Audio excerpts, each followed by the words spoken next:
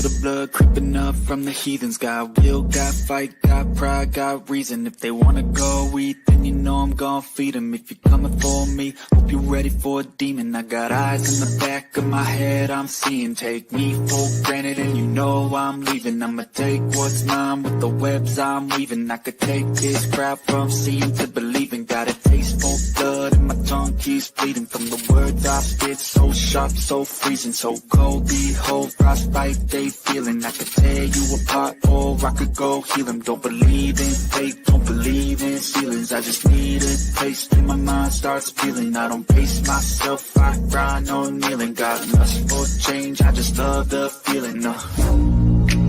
I ain't gonna give up. Got too little time, I'ma live up.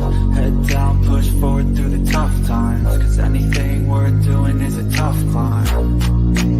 I ain't gonna give up. Got too little time, I'ma live up.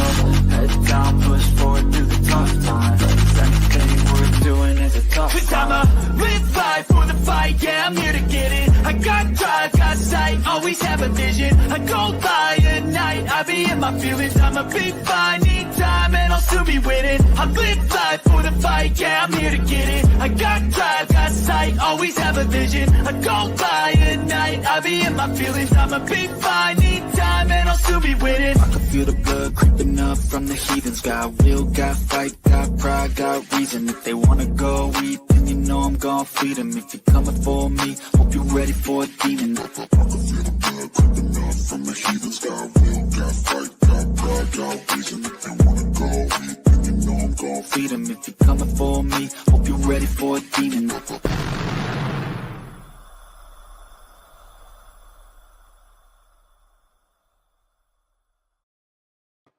Ladies and gentlemen, good evening and welcome back to another episode of Dead Air Live on the Dead Air Full Spectrum channel. My name is George Lopez. With me, as always, Mr. Ken DaCosta. And we are here with you tonight for the next 2 hours in the topics surrounding the paranormal and other things. And I think you guys know what it is that I'm talking about because we have been talking about this for weeks now. I informed all of you that you did have some homework to take care of, and I hope you certainly did. We'll be looking for your questions also in the chat, but I've been excited about tonight for quite some time. Ken, haven't you? Very much so. Copious amounts of research, not just simply a documentary, but those in print. Private conversations with some of the people involved, and as I said, copious amounts of what has been written about this. And I must say, as I learned more about this situation, I became more enthralled and more passionate about it from a couple of different points of view.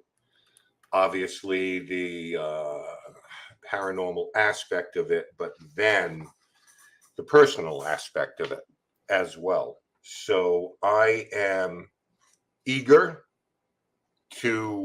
for us to bring this to the people who are watching us right now so they can learn a little bit more about it and see what it is that we have been talking about for the last couple of weeks. So I'm eager to go because this, I think, is one of the most important shows that we're going to do. Absolutely. We are simulcast with kgradb.com, KGRA on Facebook. You can catch us also on Twitter, Global Radio Live. Our YouTube page, of course, is at Dead Air Nation, for those of you listening on KGRA. Facebook.com, Dead Air Full Spectrum, and Twitter.com/dead_spectrum. Don't forget also our Patreon account, which you definitely want to jump in and enjoy with all of our other members. So looking forward to that. So go ahead and hit that subscribe button, the thumbs up, and the reminder bell. And we want to get forward here. We don't want to take up any more time because we have a very, very important guest waiting in the wings. So for those of you who did not get do your homework, shame on you, but just take a quick look at this. It's only 2 minutes. This story begins as so many we've heard in the paranormal field. A teenage girl with self-inflicted energy phenomena. Objects hurled across the room. Physical manipulation, electrical stimulation was a constant. These events were terrifying, but they were nothing compared to what was to come a few years later.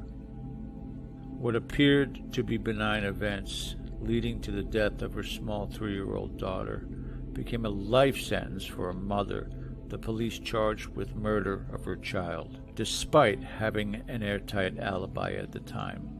Tonight, with the aid of friend for many years Jeannie Dollar and Dr. Bryan Williams of the University of Arizona, we look into the claims of supernatural occurrences, the life from teenager to today of the woman who was designated the Poltergeist Girl, and the rationale behind law enforcement's decision to pursue charges for the mother.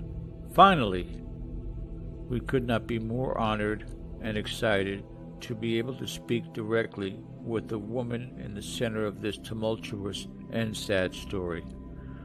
Direct from the Pulhaski State Prison in Hawkinsville, Georgia, where she has been since 1992, serving a life plus 20-year sentence with the possibility of parole.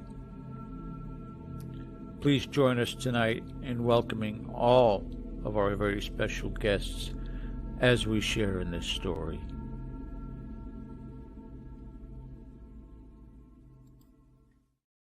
And ladies and gentlemen, as I just said, please welcome to the show our very, very honored opportunity to speak with Christina Boyer, who's calling from the Pulhaski State Prison. Christina, on behalf of everybody in the audience, on behalf of Ken and myself, thank you so much for being here.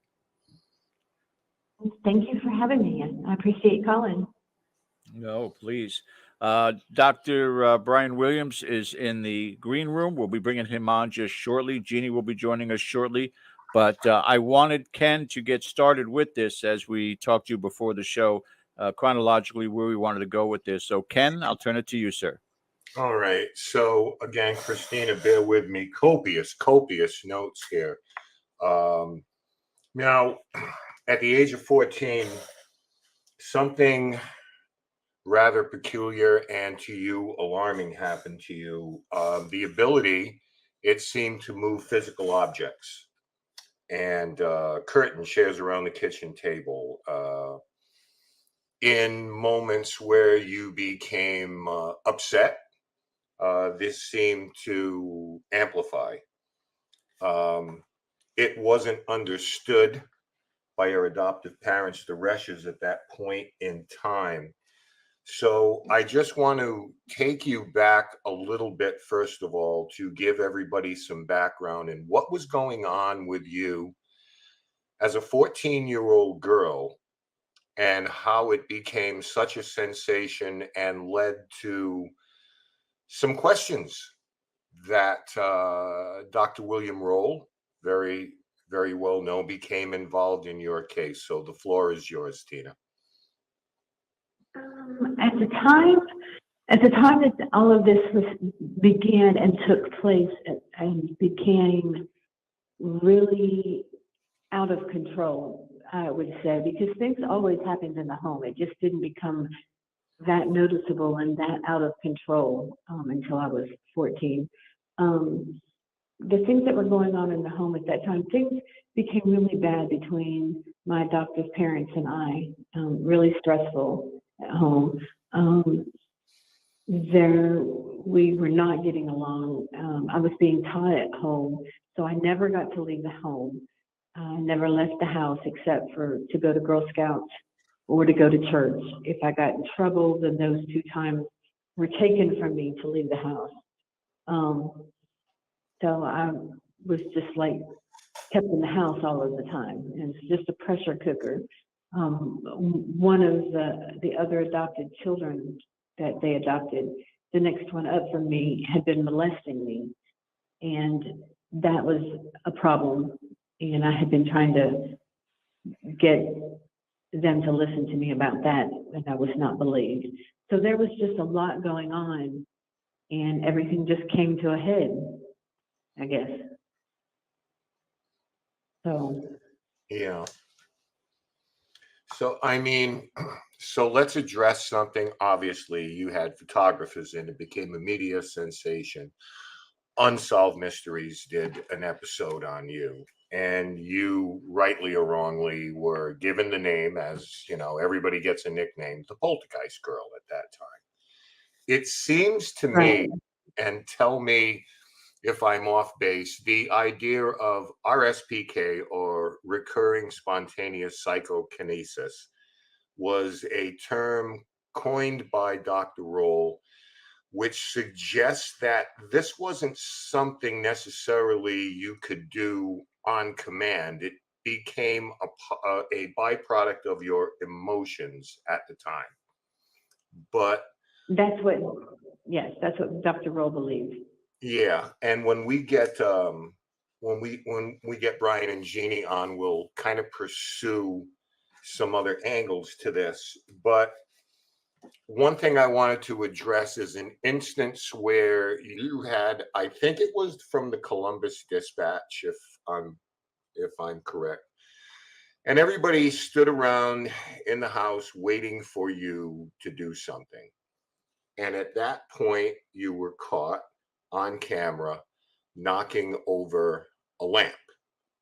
And immediately, all of this was deemed a hoax. Now, I want to tell you a little story, if I could, Christina. As someone who investigates this phenomenon, I have had a client do that to me as well, because they felt very badly that we had spent hours there and none of the phenomena that they told us about was happening. It was a quiet night, and they expressed their frustration. We're so sorry that we had you here. And I'm saying, no, it's fine. It's fine.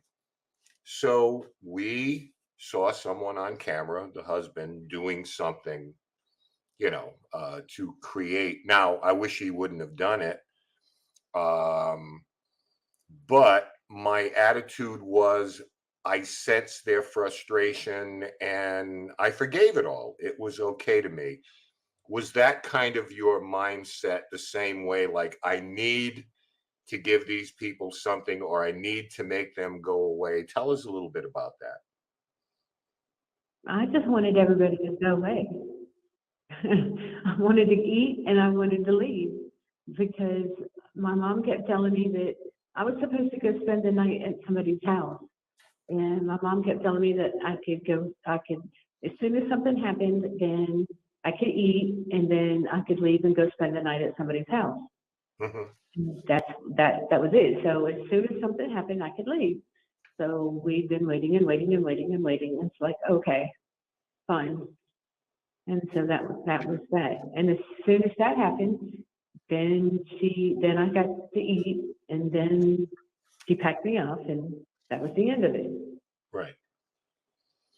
And I mention this because that kind of came back, no pun intended, to haunt you a little bit, because years and years later, they pointed to that as some kind of definition of who you were based on a moment in time, which is not entirely fair for any of us at our best or worst times to have a single incident define who you are. That's not totally unfair. Right. But I was a child. I was 14 years old, reacting like a child. My whole attitude was, I want to eat. I mean, I wanted to eat, for God's sake. I'd waited all day long. I wanted to eat and I wanted to leave and go lay down and go spend the night at somebody else's house. Like, what did you expect me to do? I made a childlike decision, and I was a child. But like you said, that came back to haunt me years later. So I'm still paying for it years and years later. But people focus on the PK because that's something that they can see.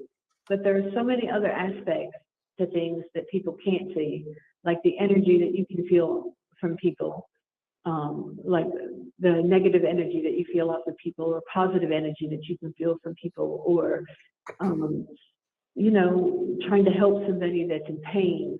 Or there's a whole host of other things that go on that people don't focus on. They only focus. It's so weird to me that people have focused so much on the PK, and it's only because it's something that people can see. Well, I know. It's the least important thing in my life. Right. Well, I, as I said, speaking personally, I would hate to be defined by a mistake I made, or and have that be who I am as a person, because we're only human here. And as you said, you're a child of 14 years old, or whatever you were at the time, Christina. So yeah, I'm really sorry about that. Among so many other things. So really quickly, take us into where William Roll decided to take an interest in you and what that experience was like. He showed up at our house, and he seemed like somebody who had all the answers to everything that was going on. And my parents, he wanted to take me back to North Carolina with him, and my parents were like, "Fine, take her." And he seemed like the perfect thing, to get me out of that house, get me away from them and everything that was going on. So I was willing to do anything. So, yep, he showed up, and he had all these tests, and I was willing to do any of it. I was basically willing to do anything, just so I didn't have to go back home. Yeah, I mean, and looking at it, and I guess one of the best parts about it is you were introduced to Jeannie Dollar. Absolutely. So I wanted to ask, before we bring Dr. Williams on, before we bring Bryan on, your experience was with William Roll, who was someone whose career, I followed as someone who has an interest in this. A great deal of respect for Dr. Roll, and I know that he was doing a lot of tests, moved in to the house for a little while to observe and to run different tests. And looking back to sum it up, did your experience there meet your expectations? Or maybe that's not the right word, expectations. Did it live up to your hopes of what it was that you personally would get out of all of this?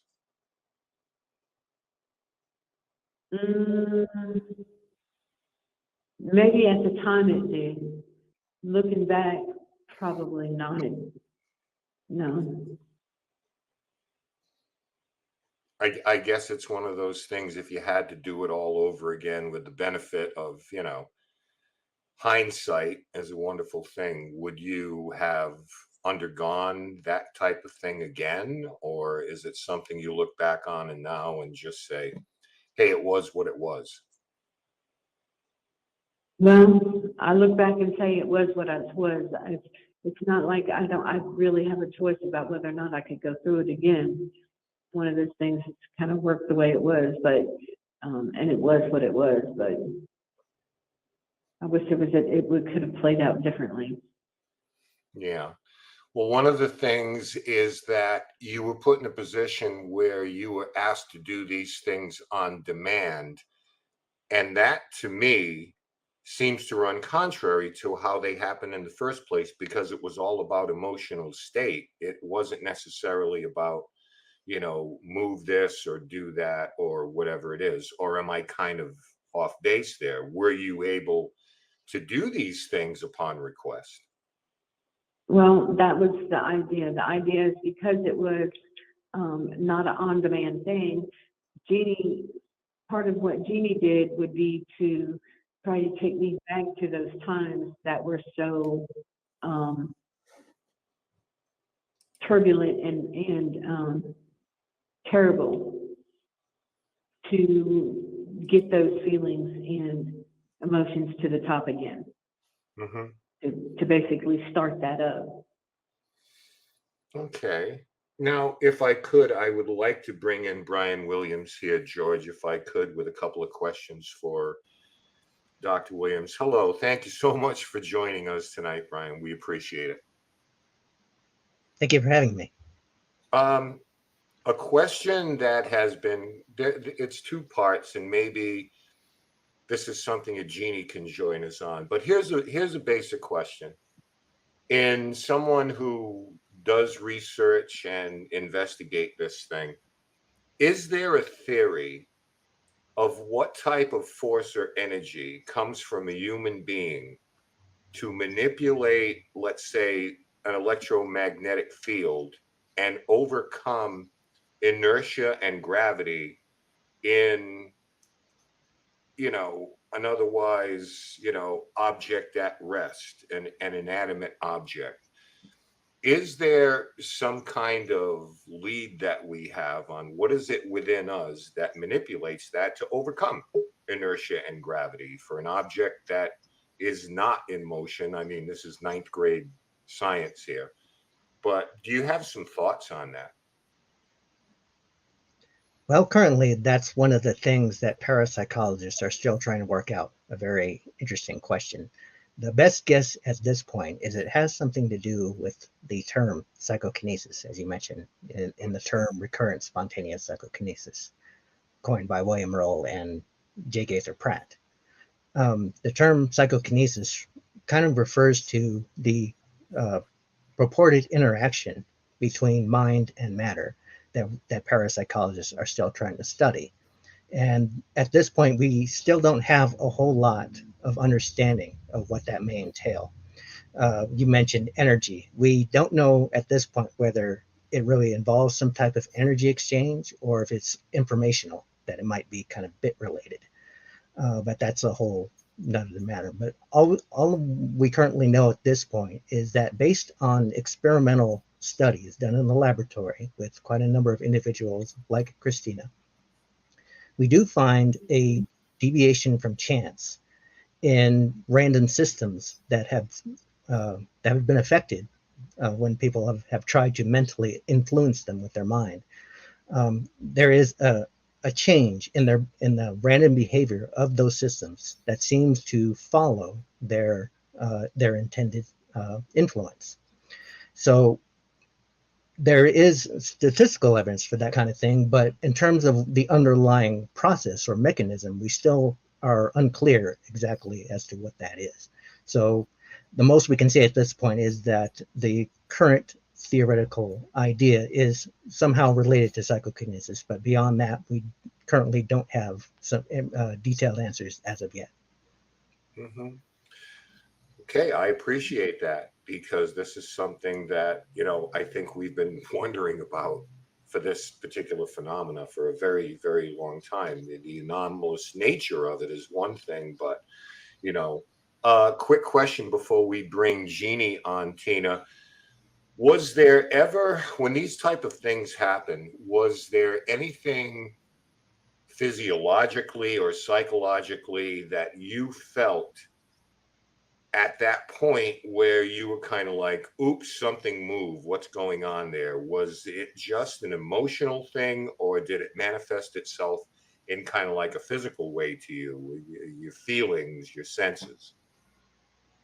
The only physical manifestations that I really had at that point were I had pains in the back of my head. Mm-hmm.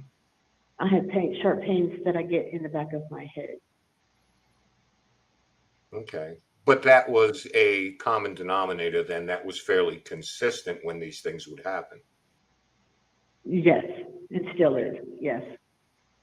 Okay. Ladies and gentlemen, without further ado, George, we'd like to bring on Jeannie if we could. She is here with us right now, and I'd like to bring her into this conversation. Hello, Jeannie. Good evening, gentlemen and Tina. Hey, Mom. Nice to see everyone.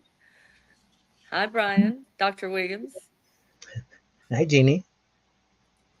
Now, here's something I'm going to give you folks the floor to talk about this.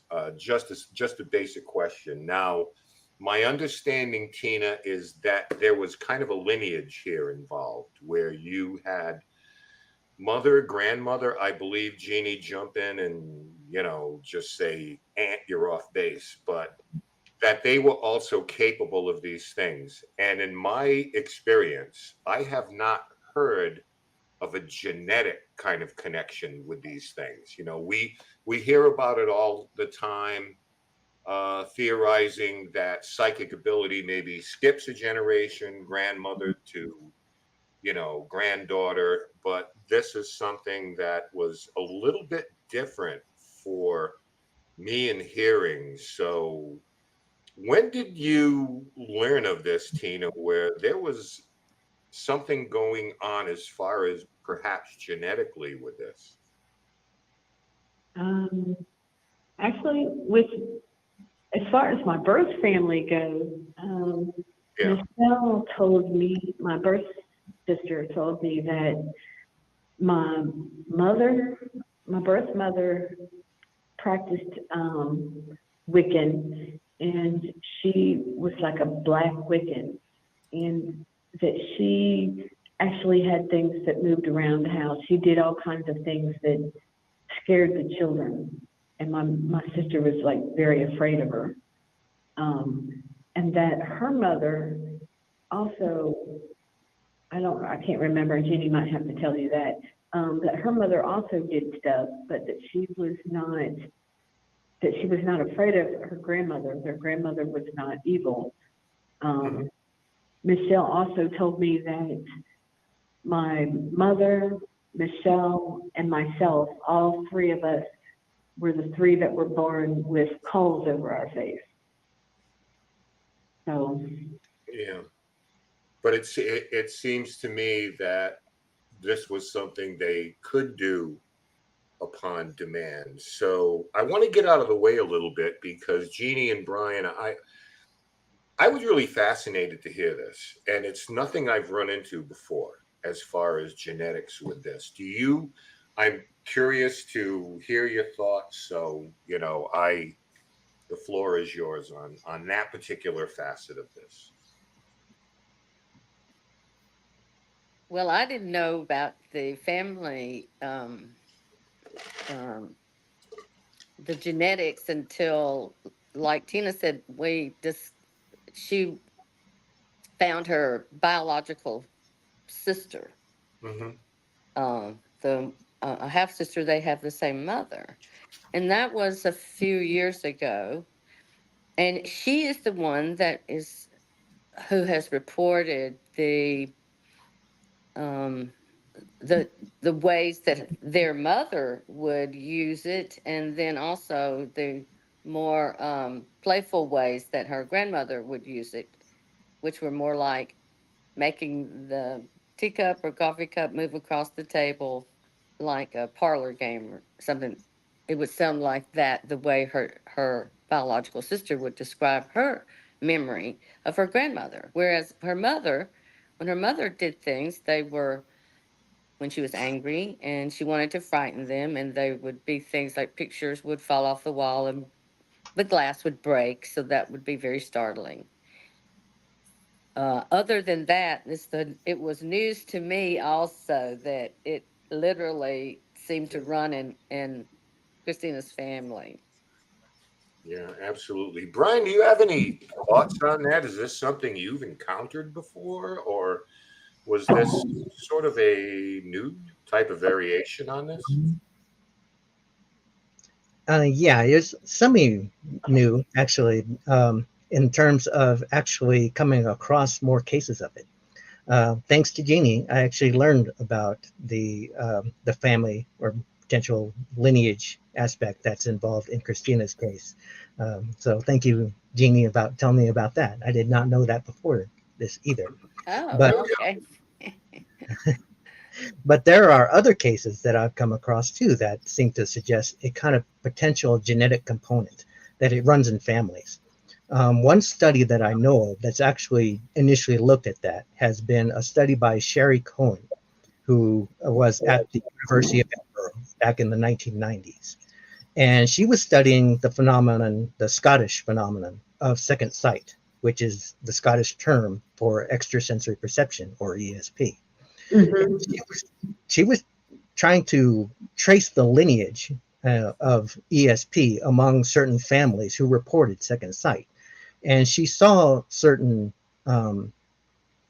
hints that it can appear among different individuals within a family. Sometimes, as you point out, it might skip generations, but in terms of the actual way it works, we don't have an idea about that. But recently, I've also encountered other families. Actually, I know other people in this field who have families who say that they also have had individuals within their family who were really well known in terms of their abilities, and can basically trace it across other members of their family. So that is an interesting aspect that seems to run in Christina's case as well, which is very interesting to delve into more. Mm-hmm. We're looking in chat right now, Tina, and there are some wonderful questions, and there are some, we have a tremendous audience here who ask better questions than we do sometimes, which can be kind of daunting if you're in our position. But I wanted to comment on this because this happened, in the 80s. In this day and age, something like this would be embraced. You would be the darling of the internet. But it wasn't so at the time because we had movies like Poltergeist were out, and we weren't as, not that we are evolved at this point either, but we weren't as welcoming and embracing of this. It was still, and you can correct me if I'm wrong, Bryan, Jeannie, this was still sort of a little bit taboo. I'm not going to say it's in its infancy because ESP, that's been around for a long time. But the idea of trying to quantify this stuff and measure it, we were just beginning that. And we were still looking upon this kind of thing as an oddity, where it was, to some people, the Bible Belt, I guess, it was considered evil and there was something wrong. So I don't know. Tina, have you ever thought about that as far as, maybe with you, wrong place, wrong time in simple terms? I'll have to tell you, as far as sitting in here, like when I do watch the TV, it amazes me how much paranormal stuff that I see on TV these days. And I think to myself, like, if this had happened now, if all this had not happened when I was a kid and happened now, how different everything would be and how accepted I would be now versus how everything was then and how I see myself now. Because, like when I was like, oh, okay, I'm going to go do this interview. And they're like, about what? I was like, oh, about what a freak I am. And, so I still have that stigma that I carry from childhood. Like I'm some kind of a freak of nature. And because that's the way I was seen growing up. It wasn't something that was accepted. And now it's so weird. Like everybody, you're not a freak. It's just that's how it is. It's just everybody. It's so accepted. And when I came down here to Georgia, and then especially 30 years ago when I was supposed to have a trial, and of course they were going to have it on Halloween, and they made the most out of all the paranormal stuff. They of course used that against me, and like I was supposed to be a witch and all of that. So they really used all of this not to my best interest. Yeah, I think that, those of us who can remember having to get up and change the channels and not have a remote and living in a different time back then, we have become so much more embracing of this. But I mean, that can be said about a lot of things in life, that as we change, things, could have and should have been different.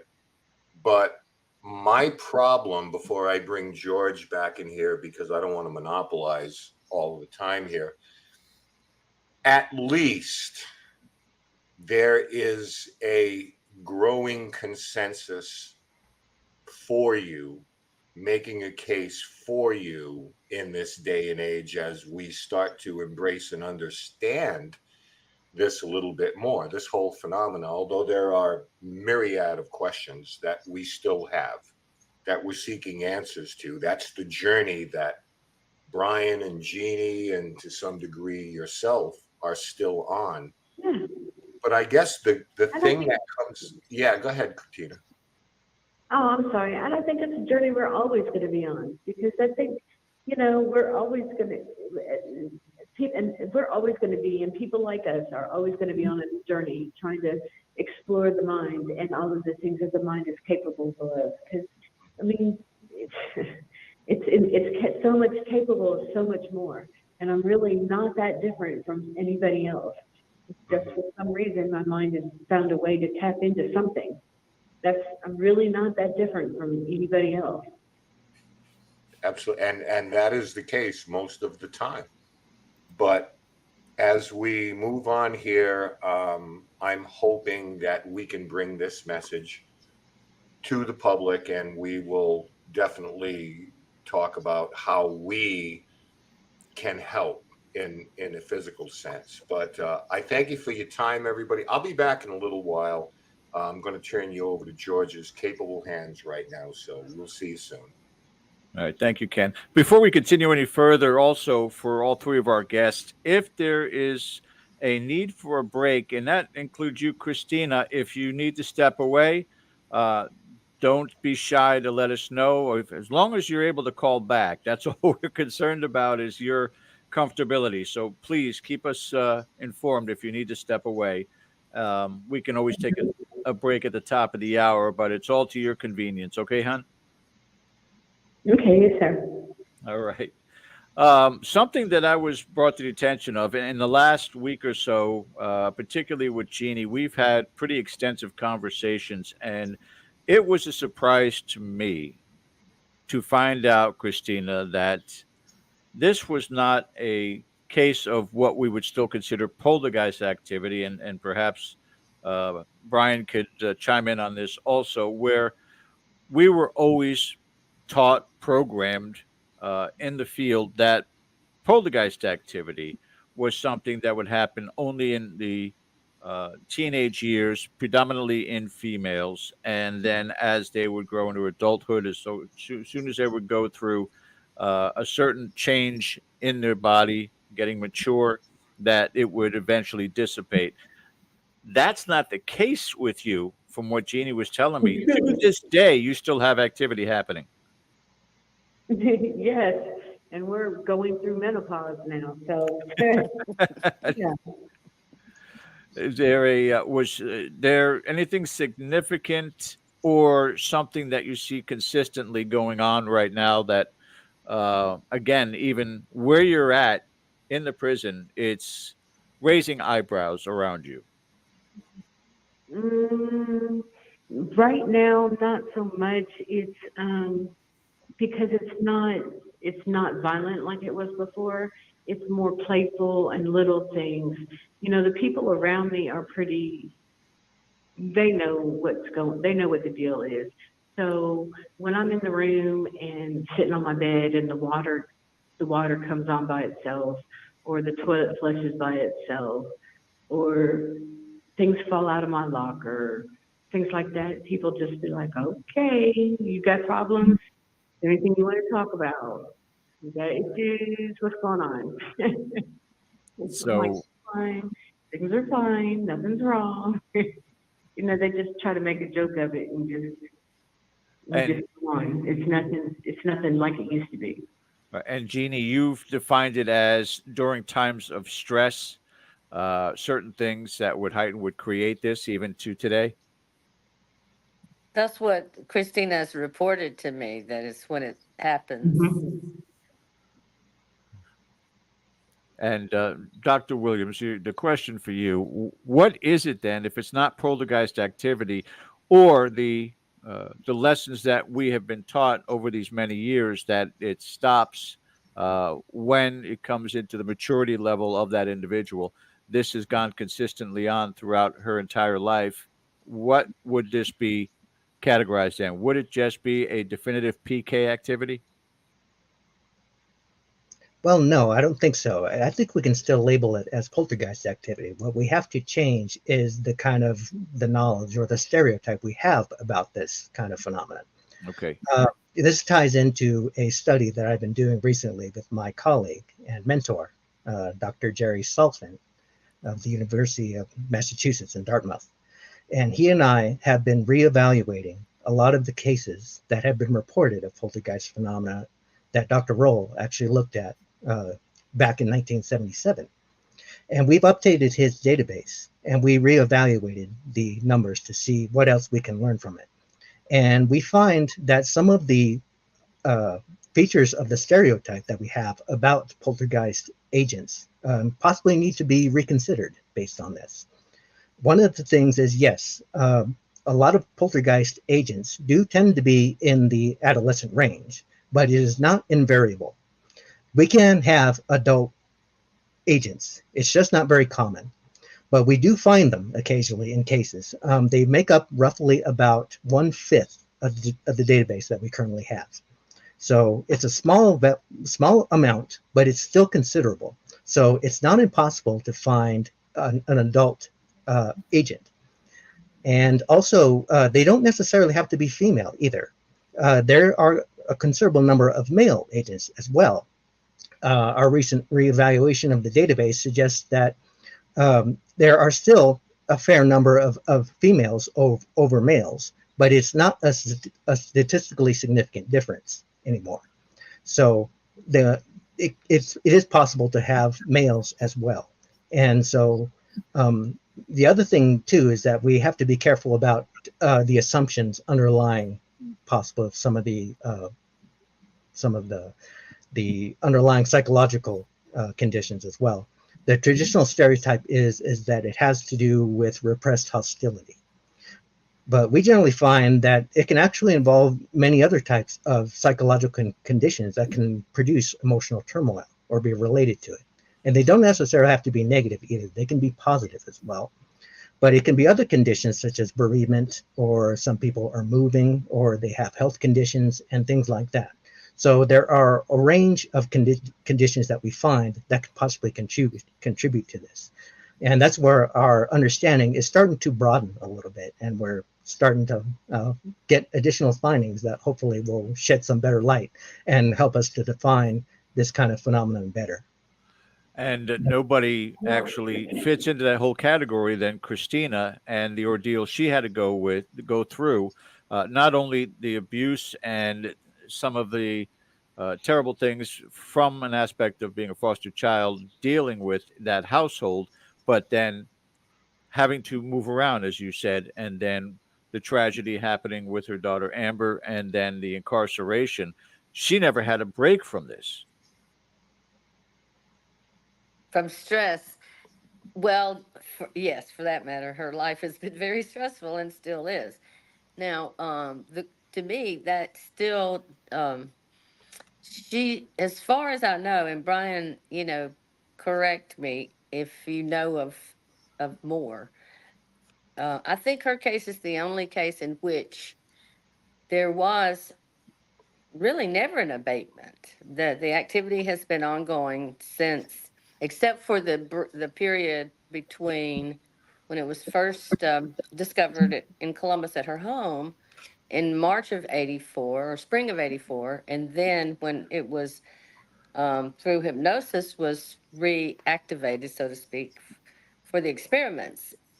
It was in that hypnosis session that Tina was given a visualization to use to consciously control the abatement of it and even the intensity of it, so that she could, when it happened in her life, she would be able to manage it in such a way that it would not be such an abnormal thing or so frightening to herself and other people too, for that matter. And so I'd like to hear from Tina, like, how much of that training do you Yes. contributed to this longevity of the phenomena. And what do you think? And Bryan, is there any other case that you know that it never really abated and has continued even this many years later regularly? I, I definitely think all of the training that you did with me was for sure like the biggest help.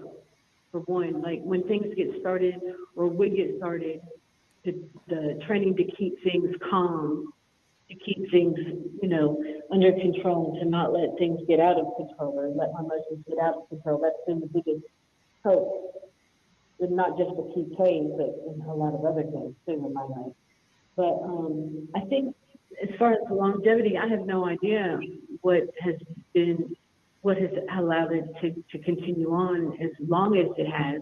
The only thing that I can think of that would contribute to it not being as violent is that I am on a lot of mental health medication for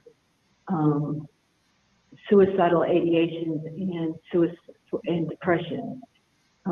Ever since Amber's died, I've been on mental health, and I've never come off. Well, the one time I tried to come off, I slit my throat.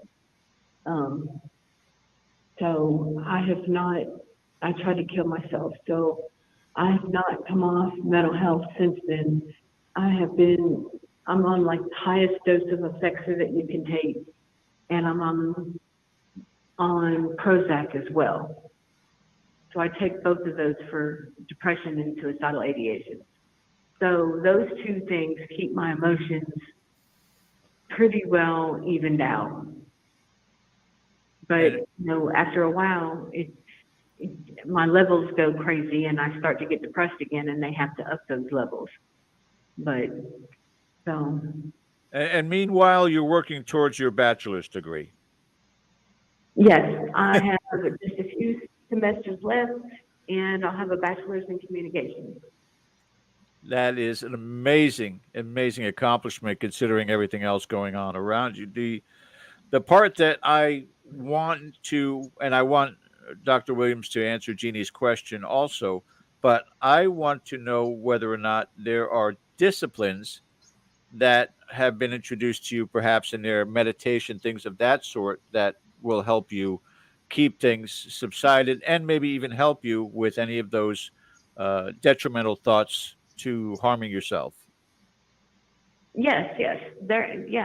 I'm currently, there is a suicide prevention group that they have here that I can get into, and I'm in it now, and I'm about to come out of it in about 3 more weeks. But yeah, they offer all kind of meditation and all that kind of stuff. I have a tablet that I have meditation music on, and I meet with Jeannie.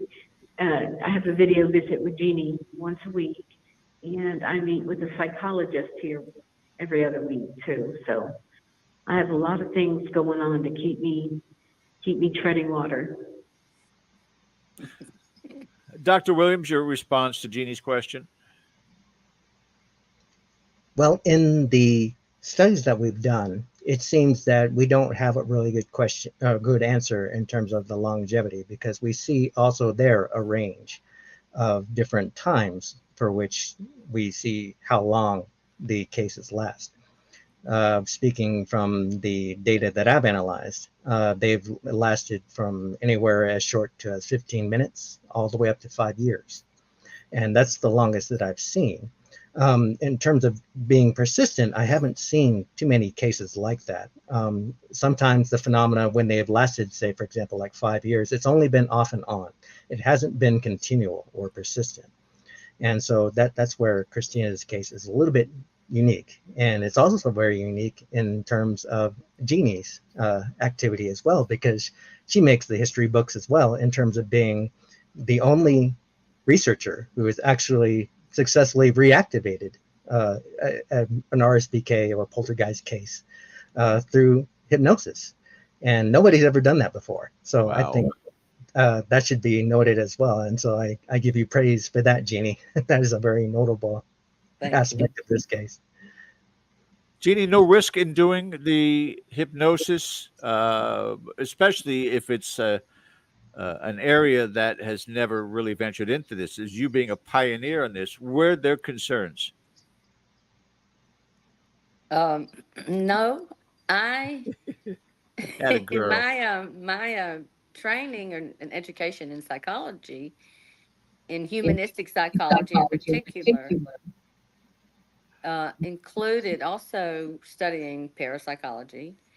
And I did have some background already as a child, growing up in a Pentecostal religion, saw different things in worship than the average Protestant or person goes to church and sees and hears.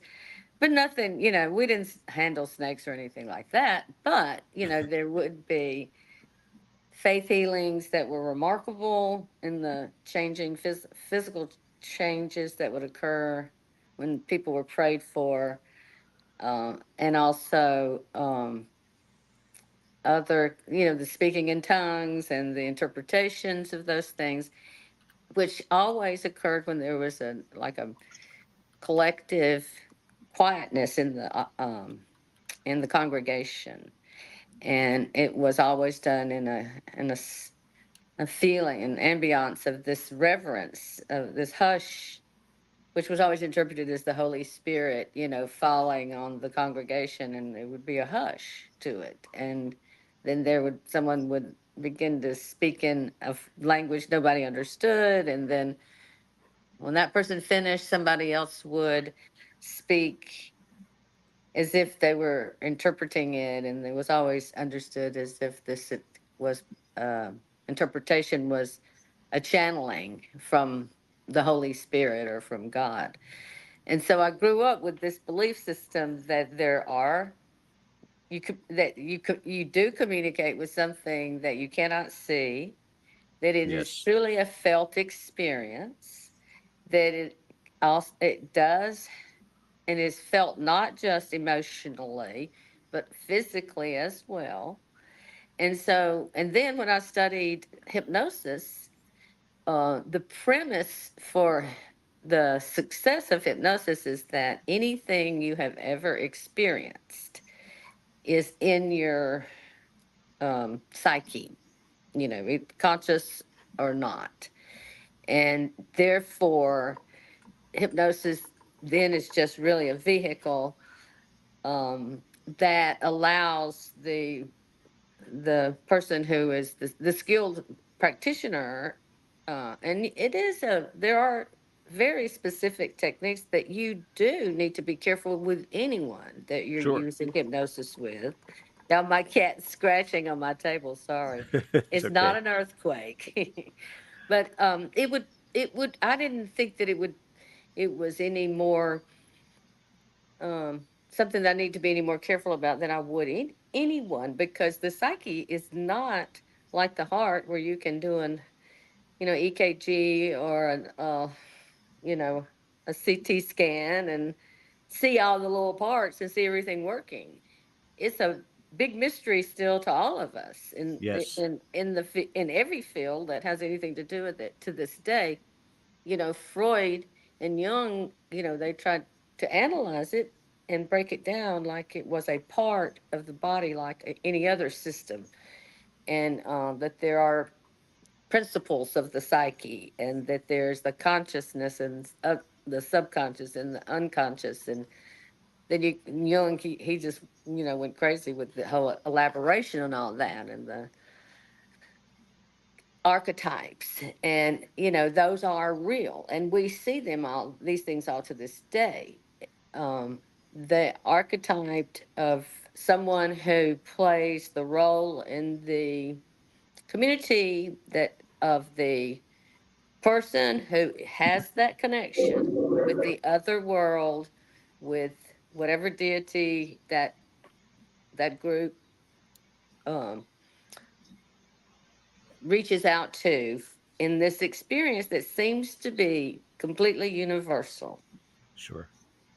So I now and I were Brian knows that, in the Anglo-Saxon Protestant and Catholic tradition, we have really stamped out, through religion, the paranormal as anything that was beneficial, as you alluded to earlier. And whereas many other cultures and traditions, continue to encourage it and to pass it along from one generation to the next, and Yes. saw it as a gift, as a calling that you that did follow in many cases from your ancestry. So I think that I just had enough knowledge about cultures, other religions, um, and enough experience of my own through my own religion, that I knew that there was some reason, that there was something that I felt as a child, and that all religions and cultures are all choosing people in their communities to tap into this for themselves, whatever this is.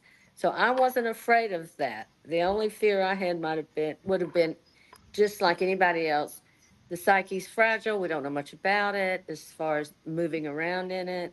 And you just have to be really careful when you're working in the area of the psyche, in the depths of the psyche that are unconscious to the subject. So that was the really only concern I had. Speaking about the psyche, I wanted to, before I bring Ken on, because we want to go over some of the PowerPoint screenshots that we have with Dr. Williams, but I wanted to, uh, as far as your psyche or your mental health part of this, Christina, I can't go through our chat for the amount of support. I'm going to ask Jeannie on your next phone call to go back to the recording of the show and just read from the chat the amount of wonderful support you're getting from everybody tonight. They're all understanding. They're all on your side. They're all extremely supportive. So I just wanted you to know that, and rest assured that you are loved, and there are concerned people out there that would love to see this all resolved. Once Ken does this PowerPoint presentation with Dr. Williams, then I want to shift a little bit uh, to the arrest and everything that transpired around that. And Dr. Williams, you're welcome to stay on with us, because there are some questions about PK in regards to what had transpired with regards to her daughter and to Christina. So, Ken, I'll have you come back on with us Sure. and leave you in with Dr. Williams here for a second. But before I do, just checking. Christina, you're good right now? Jeannie, you guys are okay? All good here. Okay. Ken? Okay, thanks, George. And again, Tina, I want to echo what George is saying. The messages of love and support for you. I mean, it's touching for us to read these things. And if there's any way to send these screen captures along, I promise I will do it, because hearing your story, I know you're at a disadvantage. You can't see these things, but um, it really is the best of people that are just reaching out to you right now. And from our end, it really is kind of touching to read these. So we thank everyone for your comments and support. Thank you so much. If you can send them to the Facebook page, I have a Facebook page, and then my friend Susan that runs the Facebook page, she can copy and paste them into the JPay emails and send them to me. Sure. Hey, listen, consider it done. Consider it done. We will get Okay. at another little bit of a disadvantage. I want to run some screen captures that Brian was kind enough to send to us before, as George says, we move on. When we're talking about the testing here, we thought we'd kind of break this up in a couple of different segments, but we want to get on for information about past situation, your current situation, and disclaimer to everybody out there, if I'm on screen for this, I'm going to try to be dispassionate about it, but I'm a little angry about it. So I'm just warning you ahead of time. So let's bring these up if we could. These are two RSPK events that occurred in the bedroom of Tina's foster parents, and whoever would like to explain to our viewers, it seems kind of self-explanatory, but you might have a backstory to these, so please feel free to go ahead and do that. Jeannie, Dr. Williams, whoever. Bryan, I think you're good at explaining this one. Yeah, this is a layout showing the bedroom of this is Christina's parents' bedroom in their house in Columbus, Ohio, when Dr. William Roll was visiting, and this was one instant where actually two object movements occurred. The context followed that there had been a picture that was hanging on the wall in the room itself, and Christina and Dr. Roll heard it, and they came into the room. And this shows here the layout as it was as they were coming in. The picture was down on the floor, and not on the wall where it should have been, because there was nobody else in that room at that time. And if we can move to the next slide. Okay, certainly.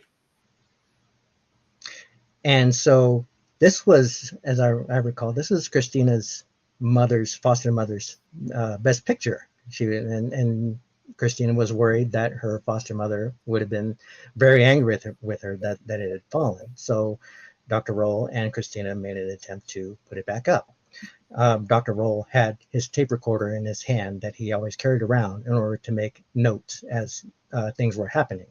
And he placed that tape recorder on the edge of the dresser where there was also a pair of pliers. And he took that pair of pliers and he picked up the picture that had fallen off the wall.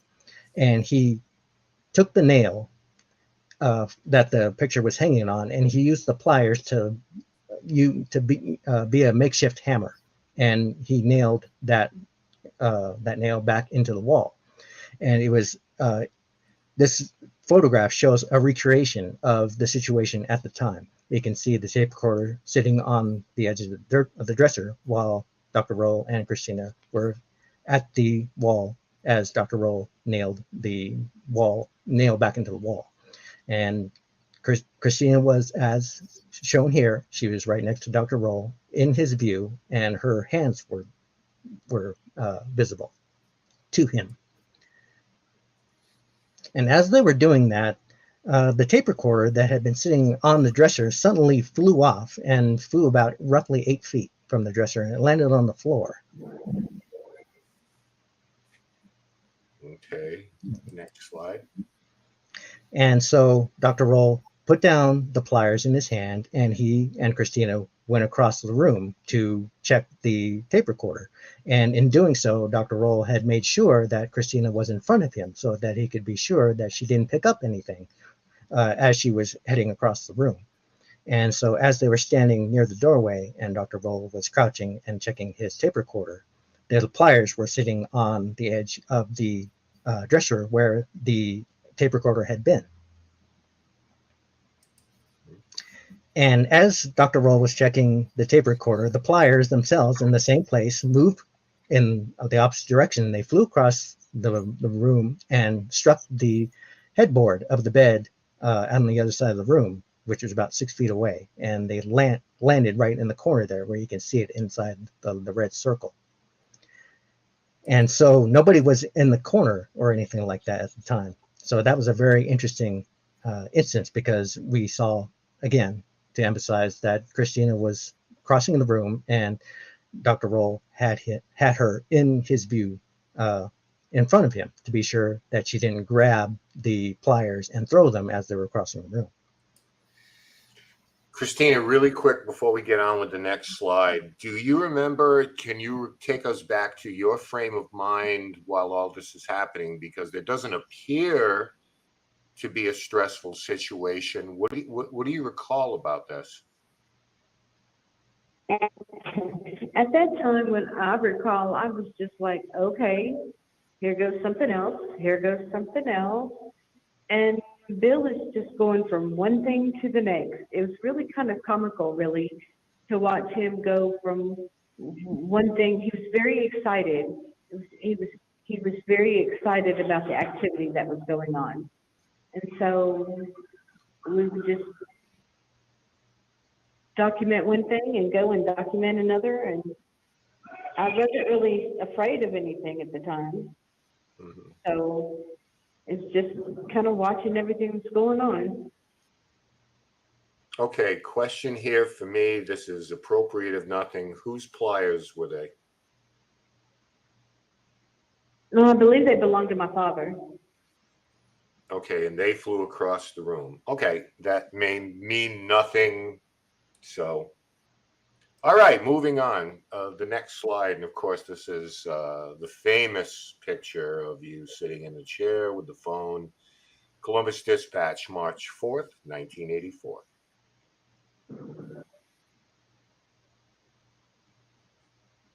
Okay, pretty self-explanatory. So we'll move on to the next. This I is would like to where make I'd like to make a comment about that photo. absolutely. Now, I wasn't at the house, at her house, when Bill went there to investigate it initially when everything happened. And but what I can say about the many things that did happen when after we met in October during the experiments, proper and in between the experimental periods, I never saw anything that you could actually see in flight, like in this photo. So, and would like to ask Tina, I don't recall before her ever saying that she had ever seen anything actually in flight or not. Okay. It's, And by the way, it's very rare to catch it. It's almost like a side view out of your peripheral. mm-hmm. And by the way, Tina, I want to tell you in this picture, you are rocking those red Adidas, by the way. Oh, God. Oh, my God. You're making those look good. All right, so we'll pull up the next slide. A little bit, or a lot of newspaper coverage. And of course, where there's this kind of thing, there's James Randi, not far behind. Of course.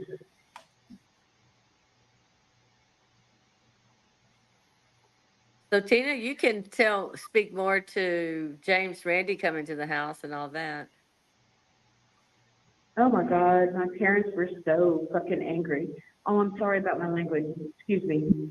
My parents were very angry.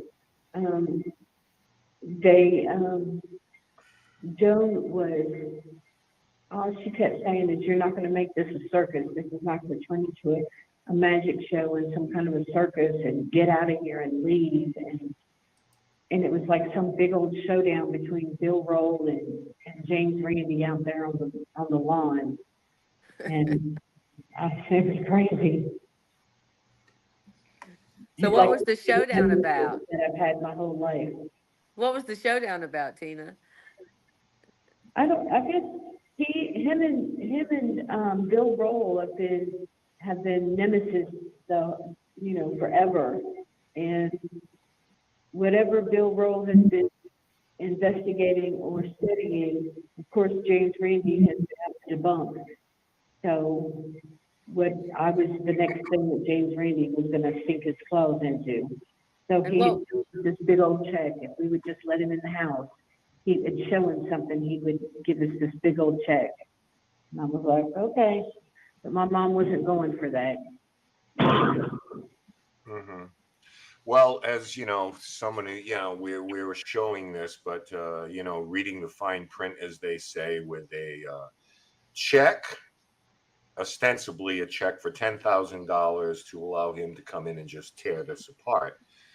And I will give Joan credit. Didn't want him in the house. Don't like the offer of money for the purpose of what it is that you are trying to achieve there. So, good on Joan for that, in my opinion. All right, moving on to the next slide. This is a shot, Tina, of you in the kitchen. Sitting at the table. Yeah, you're just sitting at the Yes. table, being your pretty self, and Oh yeah, okay. it's a nice. It's a Tina, very nice do you picture. remember some of the things that happened in the kitchen that you can describe right now? Yeah, the eggs coming through the refrigerator door, the eggs popping up from the frying pan and hitting the ceiling. I remember that. I remember a drinking glass, hitting the wall so hard, the part that you drink out of, the glass hitting the wall so hard that it is embedded into the wall. They had to cut the whole piece of wall out to get the glass out. Yeah, I remember forks and knives and things coming out of the drawer. The clocks on the hands on the clocks just going round and round. The microwave turning itself off and on. Yeah, just Thank goodness. crazy. All Yeah, right. when I go to sleep. So yeah. And Bill's trying to document all this. So what we're looking at now is RSPK events in the Resch home. It's pretty detailed. So why don't you kind of take us through and give this in summation? Because I mean, it looks pretty daunting to look at it, but if you look room by room, I think that this is a general idea of the level of activity that was going on there, if I'm correct. That's Mm-hmm. probably the Yes. best way to talk about this particular image, because it does show everything that happened, and it's as you can see, there are so many lines running so many places that it would take a while to describe each and every incident. But needless to say, that's what Tina means when she says it was much more dramatic and much more intense when it first happened. Mm-hmm. And what's impressive about this is the documentation, the scale of size, and this is impressive in terms of documentation, I have to say. Extremely. Distances, things like that, movements, objects, everything. It's extremely, extremely well documented. All right, our next slide. Now we're at Spring Creek Institute in October. Mm-hmm. Okay, so we've got a photo. Looks like some lab work going on. So what's going on at Spring Creek Institute, folks? Well, we've had our at Spring Creek Institute, there two experimental designs were created by an engineer and an electrical engineer and a neurobiologist. And then I was there as a psychologist counselor role, and also to try to reactivate the psychokinesis through the hypnosis. And Bill was the parapsychologist, and he was the one documenting, taking the photographs, taking the tape recording. The video recording was more difficult because things would not happen when the video was on. But anyway, in the picture on the left, that's Tina, and we have had the hypnosis session at Bill's house, and she's been given the visualization of how to activate it and then how to deactivate it. And in that first picture on the left, she's standing before one of the designs. One was a sea slug cell that had a regular beating rhythm to it, and her job was to slow it down, stop it, and then start it back. And so, in those periods that she was trying to affect the experiments, she was instructed by me mainly to do whatever she felt like she needed to do. If she wanted to stretch out her arms and hold her hands over Right. the devices, fine, not touching anything, obviously. And to also use the visualization that she had just learned to be able to succeed at the tasks that she had been asked to do, to slow down and stop the firing of the sea slug cell, and then to start it back again, which she was able to do. On the right is a picture of myself, and the person on the left is the neurobiologist that created the sea slug cell experiment, and another one that involved a piezoelectric crystal that she moved under a bell jar without touching anything. So that's what those two pictures. I'm just looking in the microscopes at both the experimental objects, the crystal in one and the sea slug cell in the other, so that I have an idea of what it is that she's seeing, and what the tasks are, so that I can instruct her during the um, working of these tasks. Right. Understood. Okay. Next photo, Spring Creek. We're looking at you, Tina. Kind of looking absolutely thrilled at what's going on. Oh my God, I must have that. It's the one with the electrodes on my head. Yes, Correct. Yep, that's me. that was Great. EEG testing. Did you One of many. do any work with things like galvanic skin response, Jeannie? No, we just did EEG because of the neurological. It's the more the most direct neurological measure, Okay.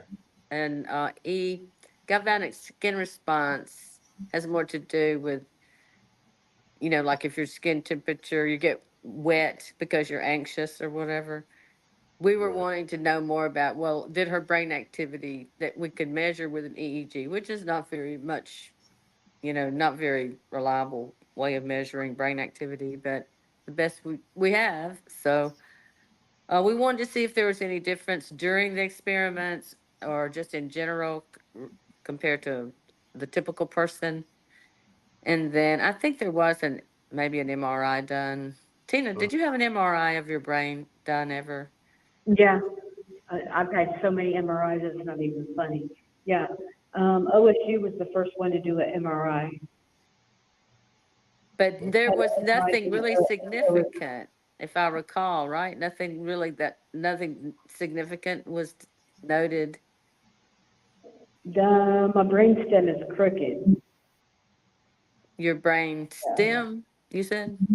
Yeah, the brainstem is a little crooked. That's all I remember, and that there was a chemical imbalance. Okay. All right. Showing us the next to last slide. This is just a layout of the Spring Creek, Institute. Office experimentation rooms, so far and so forth.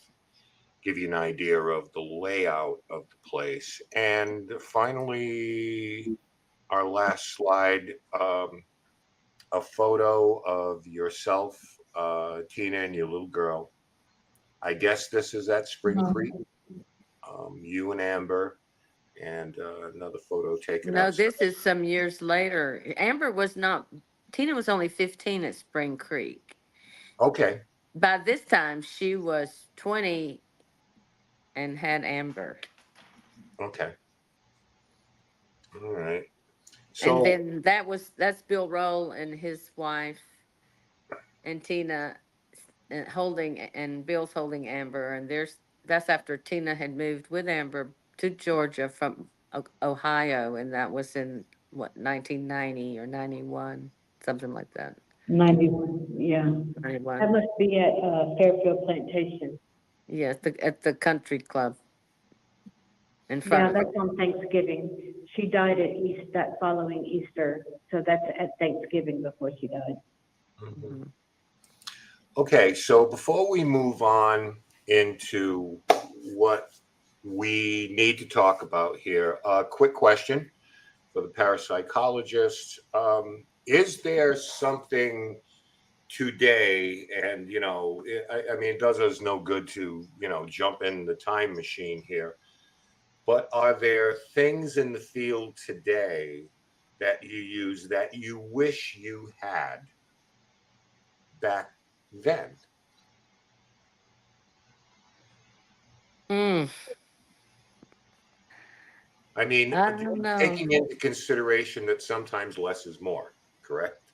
But I kind of, Brian, you can speak more specifically to something that um, a neuropsychologist in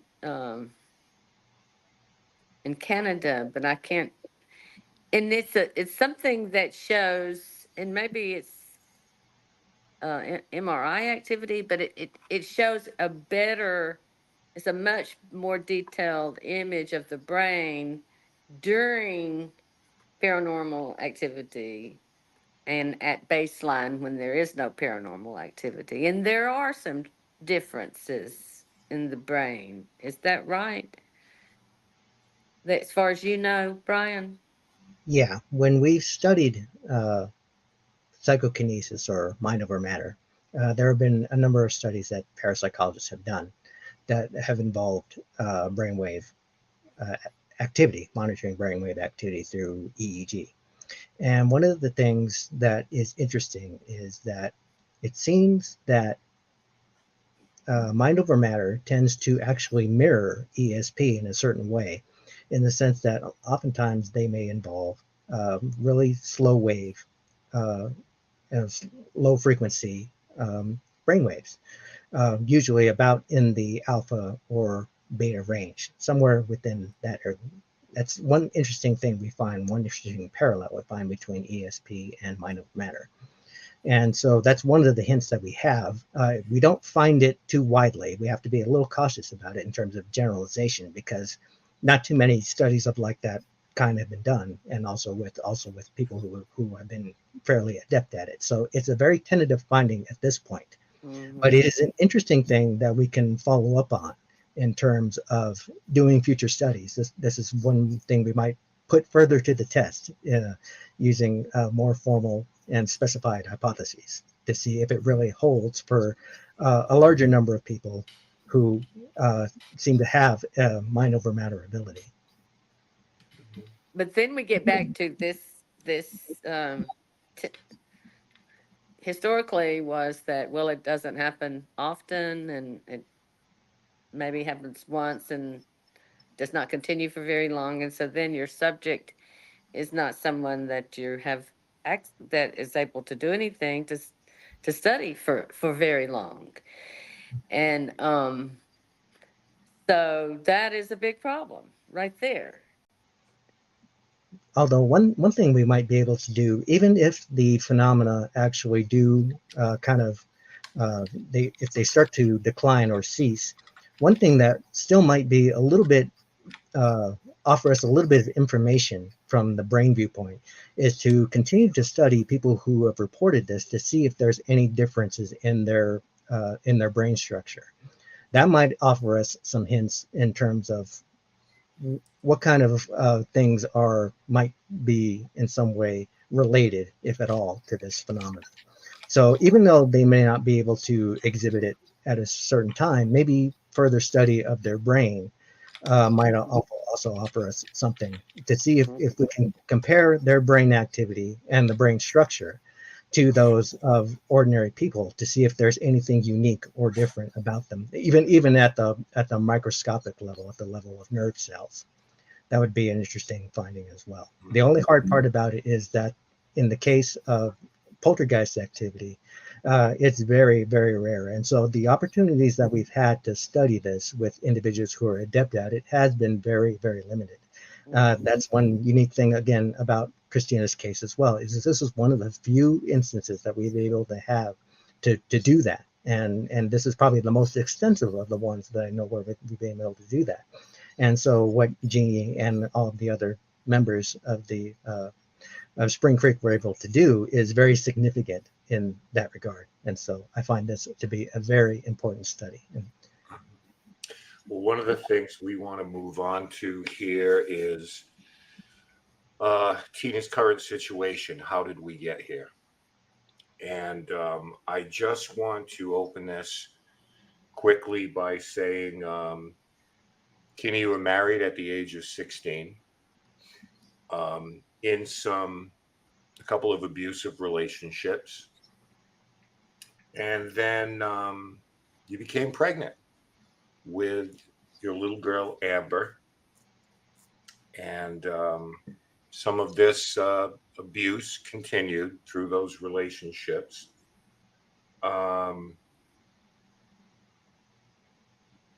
You packed your bags for Carroll County. We're showing a picture of you and Amber. It's so beautiful. So beautiful. So I know I'm moving this along, but at the age of 3, you're just looking to start a new life. At that point, get your little girl and yourself, extricate yourself from that situation. Certainly you had help from William Roll and, most, importantly, Jeannie herself, with the testing going on. But I want to just step aside now. And Tina, from that point, I know there'll be questions and comments, but we want to hear your story now directly from you. At that point where Amber is 3, you moved to Carroll County.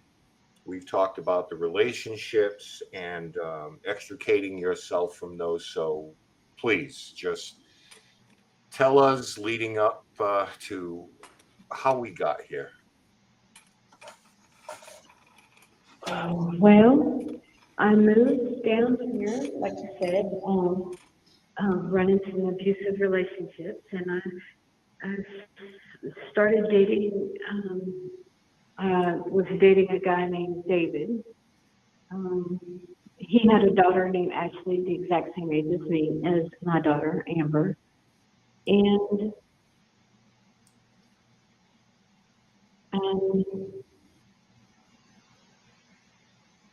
we were spending an awful lot of time together. And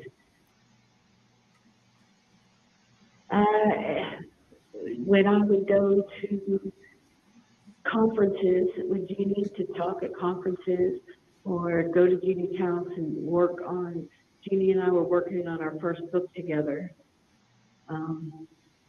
He would watch Amber for a couple hours. I would leave Amber at his house with Ashley to play. And when he would pick me up,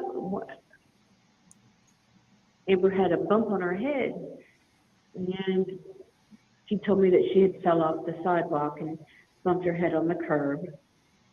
And one other day, she had some scrapes on her knees and her hands and her elbows, and said that she had fallen down the stairs outside his house, these little wooden stairs, and hit the gravel outside. And I believe that these were accidents. This is what my daughter had told me. This is what he told me. This is what my daughter had told me. Everything was consistent with what they were telling me. I didn't have any reason not to believe it.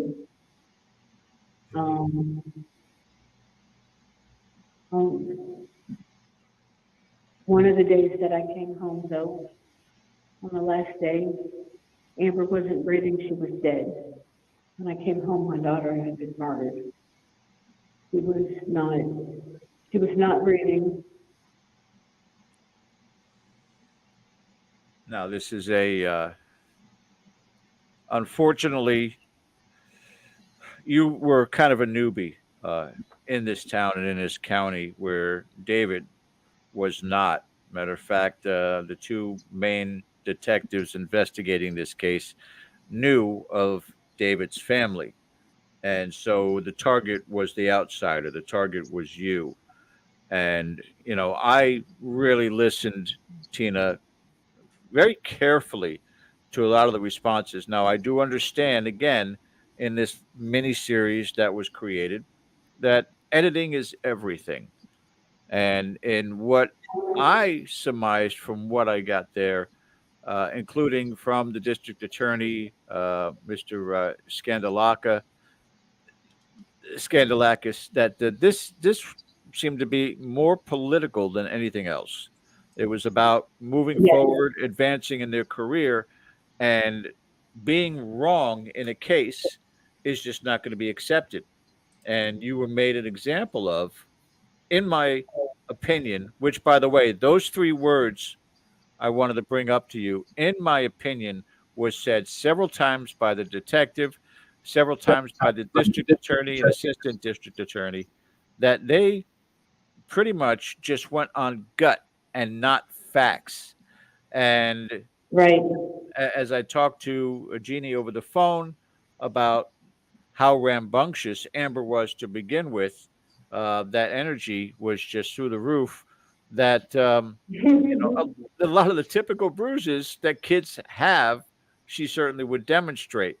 Not to say that something nefarious happened in your absence with David, but certainly the fact, for those who are watching this tonight who maybe didn't get a chance to see this this miniseries, and I still encourage you to do so, is just mind-boggling to me that you were not there. You were actually at Jeannie's for 6 hours prior to her passing, and there was absolutely 100% from the forensic specialist evidence that this was going to be a brain bleed that was going to happen within the time frame of your absence. This was not prolonged over 4 days, which they were trying to sell on the idea that this child was beaten about the body and head for 4 straight days. I mean, come on. Right. None of the evidence falls into that category. But I want you to speak on that whole aspect of you being at the police station, being questioned, and all of a sudden you find out you're under arrest, and secondly, when you were approached with these individuals and they started to go in that direction, what happened getting this defense attorney who just, you were apologizing for your language earlier, so I will also, who just didn't give a shit about you? Right. At the police station, they kept, at first, to begin with, they kept saying to me, well, we know that you've been in an abusive situation. We know you're probably scared of David, and it's okay. We don't have to be scared of him anymore. They wanted me to put the blame all on David. They wanted me to say that David was beating me, that David was beating Amber, and that I was scared of him, and that he had done all these crazy stuff. And I wouldn't do it. I wasn't going to lie. I probably helped David more than anyone did, but right. I wasn't going to get up there and lie, just like I wouldn't get on the stand and lie. I'm not going to lie about what happened. And that was all it was. So when they got really pissed at me when I wouldn't say, yeah, David did this and David did that. My answer was, I don't know. I don't know what happened. I was not there. I don't have an answer to this.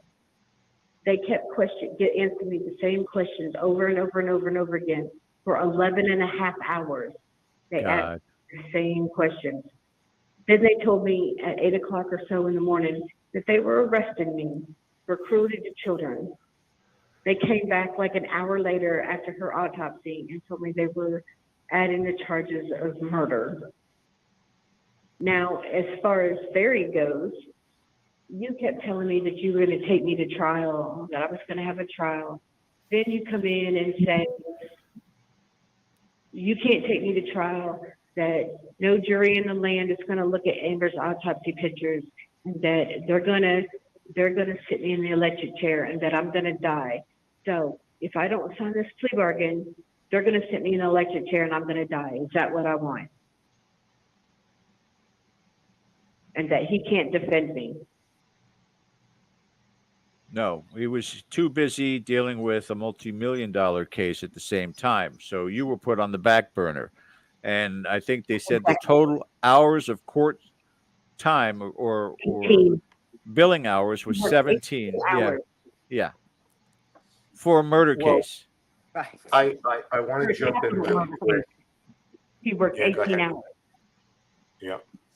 I wanted to jump in, Ken, I'm back. Tina, I wanted to jump in. It seemed like your public defender was more interested in preserving his record of not having clients go to the electric chair than anything else. Yeah. He was very, very proud of that. But he had you sign something called an Alford plea. And I think it's important that we understand, well, we have because we've dived so deep into this. But for our viewers, could you just tell them what an Alford plea is exactly? From my understanding, what an Alford plea is saying that I'm not pleading guilty. I'm telling you that I'm innocent, but I'm saying that if I go to trial for whatever reason, I'm afraid that you're going to find me guilty. And so for this reason, I'm going ahead and I'm signing this plea bargain. I'm telling you I'm innocent. I'm not pleading guilty. I'm telling you that I'm innocent, but I'm signing this plea bargain because I'm afraid that if I go to court, if I go to trial, you're going to find me guilty. So that's what the Alford plea is. But what's happened now is that when I come up for parole with the parole board uses the Alford plea, the plea bargain against me. Because they're saying, you pled guilty. So you're guilty. So you pled guilty to killing your child. And I keep trying to tell them that's not what the Alford plea is. They don't want to hear that. They don't care. You pled guilty. You took a plea bargain. So you are guilty. And unless I tell them that, yes, I'm guilty of killing my baby, I just continue to sit here. There are people that are getting out of here that with life sentences that I've done way more time than, that people have 2 and 3 life sentences that have gone home, and I'm still sitting here. And a lot of these cases here, I'm wondering, I'm sorry, Ken. I just wanted to throw in there. You're going to have to reel me in because there are elements of this that I know I'm really upset about. As am I. So I'll go ahead. Keep with your fire for right now, Ken, because I got a few more. So go ahead. Yeah. So this was a deal struck between your public defender and the DA. It's like, and he has said on the documentary, hey, you think it's easy keeping somebody from the death penalty? Well, you come down here and do it, as though, you know, I'm trying to tell somebody how hard it is to hit a 95-mile-an-hour fastball or something like that. You come down here and do it. So he seemed to be. No. I think it is to try to find a reason to stay alive in this hellhole that he's buried me in every single day when I wake up. No, I would rather have been put to death. Do you know how easy it is or how hard it is to find a reason to stay alive when I wake up in the middle of the night and I think I hear my baby calling me? Yep. Every Well, night? I was going to parse my words a little. What he has to say about that. He's an idiot. Okay.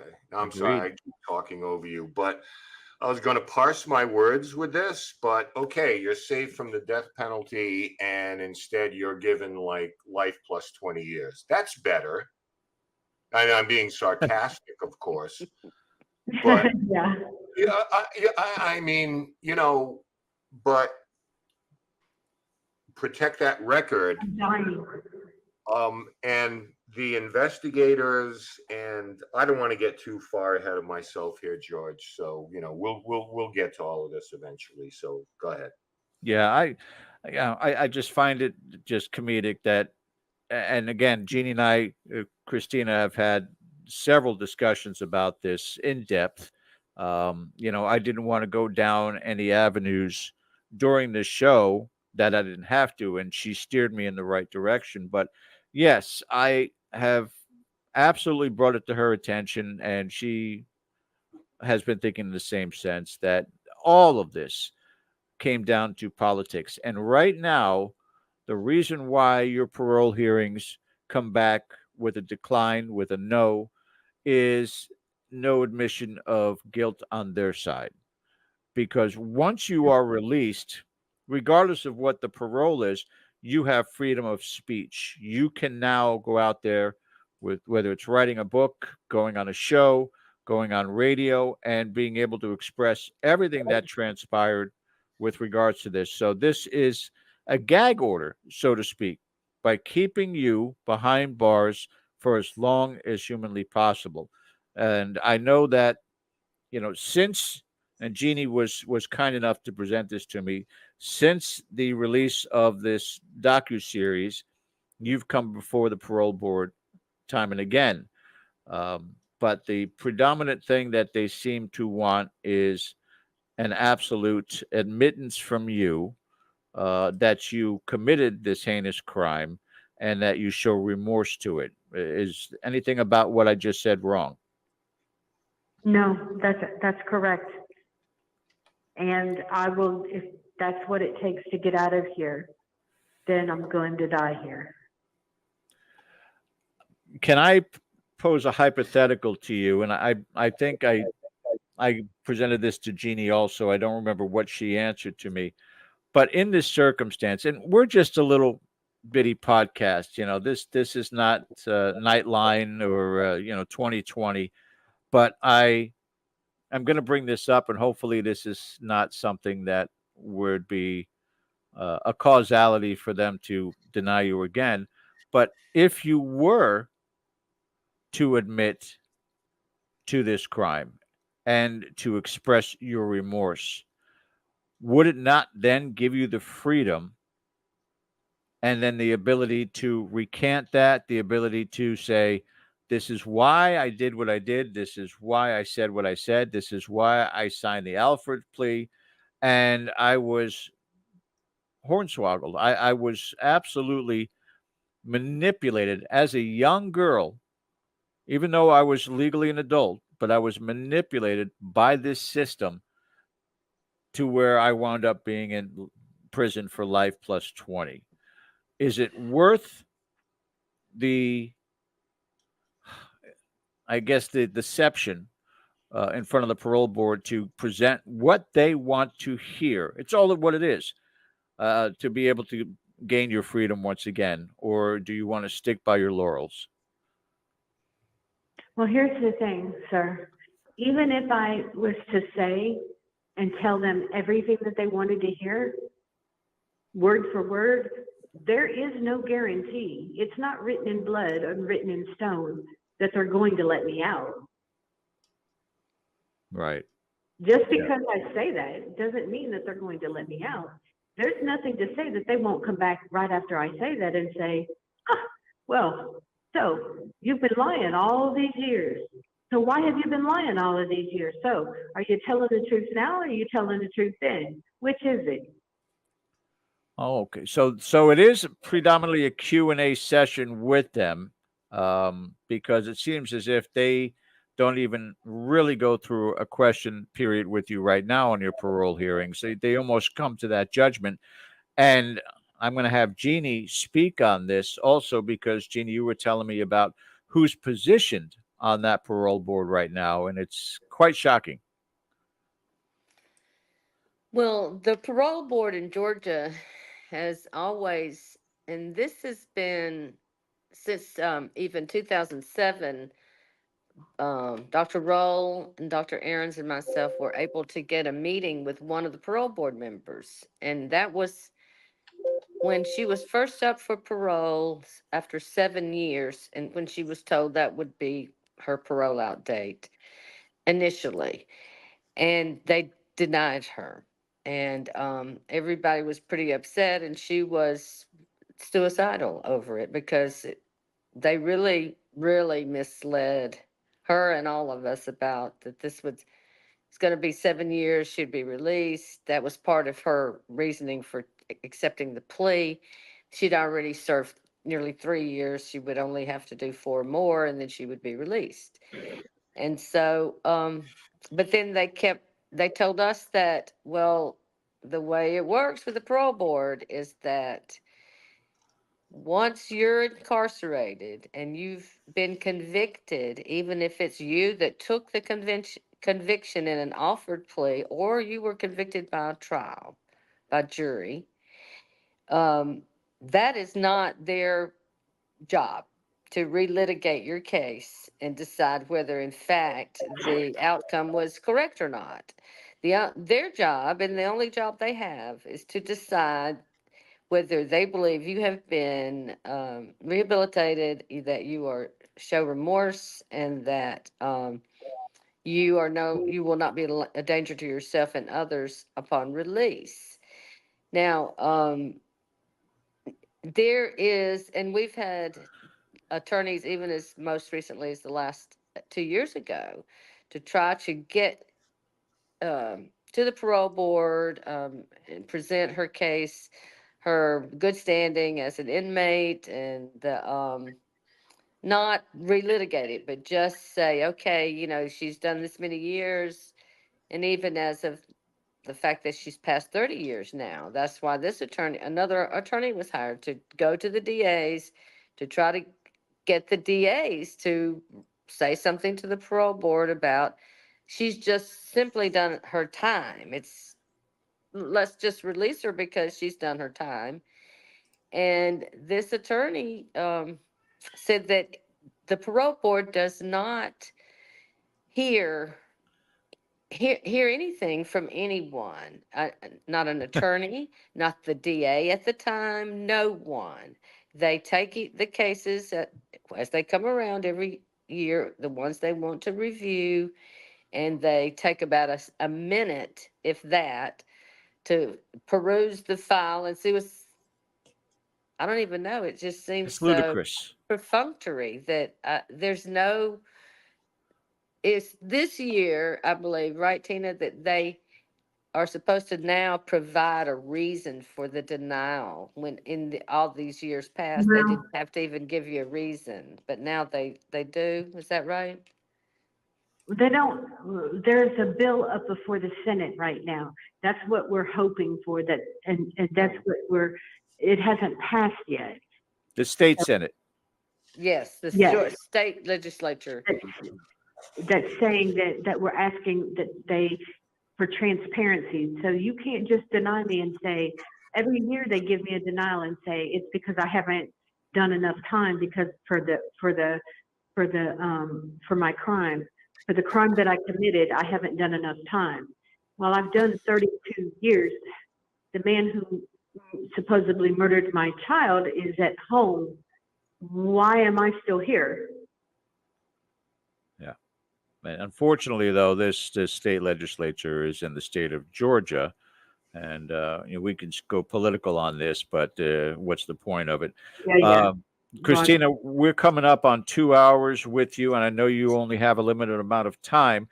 I would like, Jeannie, as we put up the website, ChristinaBoyer.org, if you could talk on this, please, Jeannie, and how people can help with this case.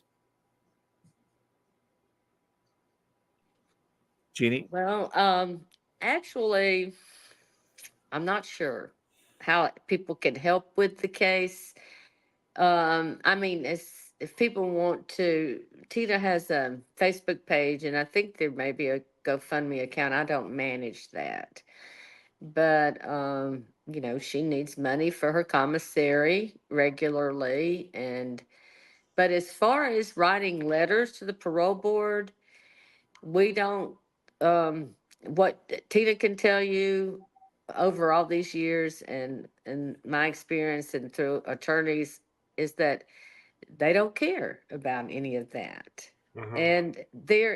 And all of the attorneys that we've used about her parole have said none of them even understand what the rationale is that the parole board uses when they release somebody.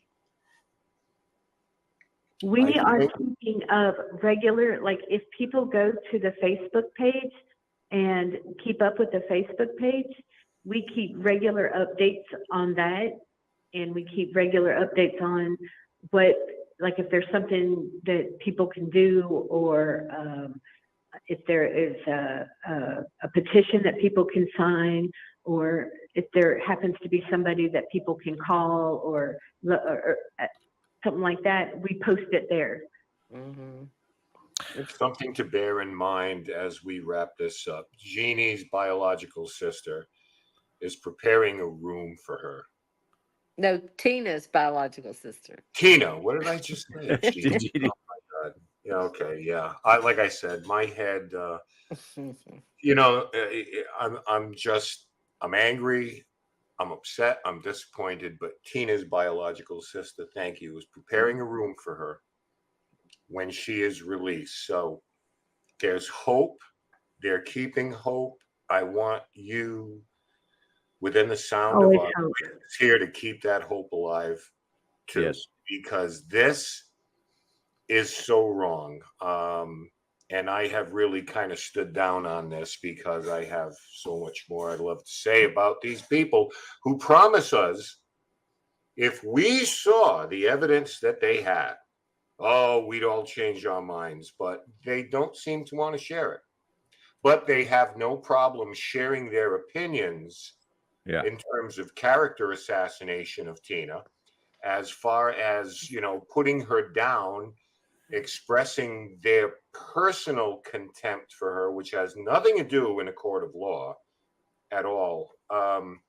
This is a bad deal all around. So I don't know. Tina, you have supporters here.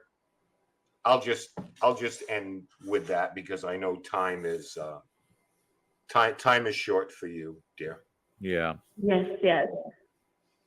If you want to, before we let you go, Christina, address the audience. We have a very generous audience, a very concerned and caring audience. Also, after the show, we will put the Facebook link up in the comments section so people can go back and see that. But anything else that you would like to express before we let you go tonight, hon? I just would like to thank all of the people out there.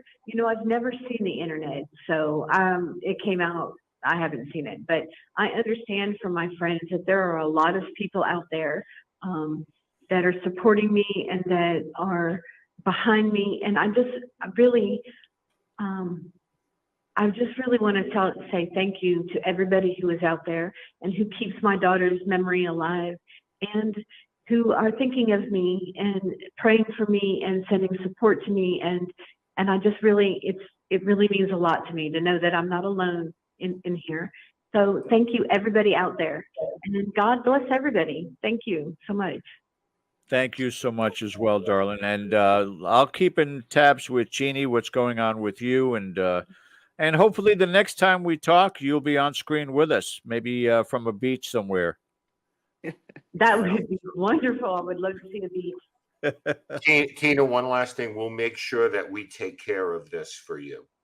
Okay. This call. Yes. Okay. Yes. I was gonna. Am I still on the air?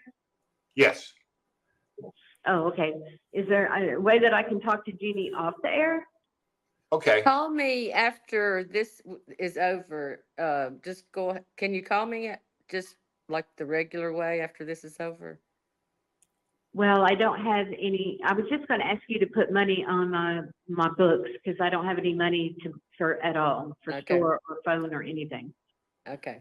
We'll Will help do. with that. We'll help with that Yep. too, through You Jeannie. do that tonight. Yes, ma'am. We got this. We got I this. love you. We go through, are you talking about through JPay? Yes. Okay, that's her commissary account. And only Okay. certain people are allowed to do it that are on her visitation list. No, we'll send money to you, Jeannie, and then you can transfer it. Yeah, we got Okay. this call. Okay. Okay. All right, great, thanks. Christina, God bless, and stay strong for us all, okay? Because we're staying strong for you. Yeah. Thank you. Yeah, tell her that all the appreciate that. time. 40 years, 46, how many years later since 1984? Oh my goodness, this is what? Okay. 40 years now. Long That's a enough. long time. Sweetheart, you're an inspiration. You take care of yourself, get some rest, and we hope to hear about you soon. Thank you guys very much. And thank you, Bryan. Take care. Oh, are you back, Christina? I don't think so. I think that was Okay. probably the chime off. Wow. I can't thank everybody enough. I can't thank her enough. I know we ventured into a different kind of realm, but sometimes in life we have to advocate for people who can't advocate for themselves. It's as simple as that. So, Well, one thing Bryan and I both are, care a lot about is that people are not demonized that have paranormal things happen in their lives, whether it's genetic or whether it's a fluke or, in their makeup, just like babies are born with genetic malformations all the time. We don't know for sure how that works. But one thing we do know is that if we accept these incidences, these events as a part of human experience that's just as acceptable and believable and worthy of our care and attention to it, that we can make a safe place for people to come out more and more and tell us about their experiences, and we will have better information about how these things actually play out in a person's lifetime or through generations, or even in we're the going processes. to quickly sign out with Bill and KGRA. So we got a few minutes here that we can certainly talk with you guys. And I wanted to ask Dr. Williams again, from an observation standpoint, this confinement scenario with Christina, I know it's probably outside of the realm of what you would normally study, but in this particular case, and from what you know about PK, these stress levels have to be some sort of a catalyst for the activity that continues on with her in there. Would you agree? To some extent, yes. We see that emotion does have a role. We don't know if it's a really crucial role just yet, because we see it happen in other situations too. When people are in different moods, as I mentioned before, it doesn't necessarily have to be negative moods too. It can be positive ones as well. We see that in some instances where kind of experimental instances where people have gotten together to try to produce PK in a kind of semi-seance situation like in the old days. And the way they do it is they actually kind of build a rapport by getting together and singing and having a good time and just building basically almost like a mini friendship. And when that happens, oftentimes that's one of the things that occurs. Some of these phenomena start kind of spontaneously coming up, and so it's a positive situation. And we see that sometimes too in some of these poltergeist cases as well. Well, So I'm sorry. I didn't mean Oh. to. I say, yeah, Zoom. it can have a role, but it doesn't necessarily have to be a crucial one, nor does it have to be necessarily negative. Yeah, to that end, for George is going to love this. For months, I have been mentioning random number generators and how they measure the collective consciousness. And Dr. Williams has been at the forefront of that. I don't know if you knew this, George, but he's been involved in that project. I've talked about this for months on end, how we somehow measure the idea of traumatic events, how they affect us collectively, happy events, power of prayer, and everything like that. And you're talking to one of the gentlemen who is actually at the forefront of this thing that I've been harping on and on for years here about this study that's been done at major cities. So George, Bryan, George. There you go. I think it is going to the important part of this is finding the recipe. What unlocks these abilities, and how can they be triggered in a safe and controlled environment to be able to harness this ability, and obviously for the betterment of mankind. Dr. Williams, I applaud your efforts and what it is that you're doing, and certainly do not want you to push anything to the side with regards to those abilities that are out there. We've talked about that before. We'll talk about it a little bit after the show. But God bless you for what it is that you do. Jeannie, same thing for you in psychology and parapsychology. It's an important part of what it is that we have for our field. And we continue to get this kind of positive reinforcement in the field versus the negative that we all know exists, that's out there. Things are looking brighter for the future for us.